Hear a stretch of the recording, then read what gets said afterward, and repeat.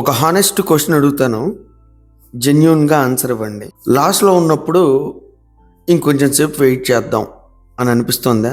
ప్రాఫిట్లోకి రాగానే ఎడారిలో నీళ్లు దొరికినట్టు కొంచెం ప్రాఫిట్కే ఎగ్జిట్ అయిపోతున్నారు. ఇది ఫియర్ కాదు, ఇది డిసిప్లిన్ ప్రాబ్లం కూడా కాదు.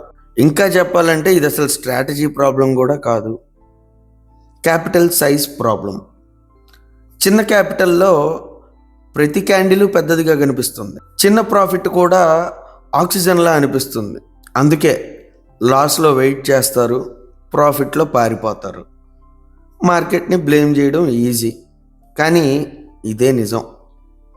నీ ట్రేడింగ్ క్యాపిటల్ ఎంత? 10,000, 50,000, 1,00,000, 5,00,000, 10,00,000? ఈ వీడియో కింద కామెంట్లో ఓన్లీ నెంబర్ మాత్రమే రాయండి. ఎక్స్ప్లెనేషన్ అవసరం లేదు, నెంబర్ మాత్రమే.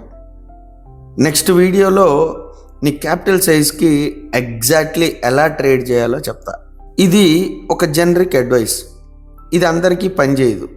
మార్కెట్లో సైజుని బట్టి సర్వైవల్ రూల్స్ మారుతాయి. So comment your capital size.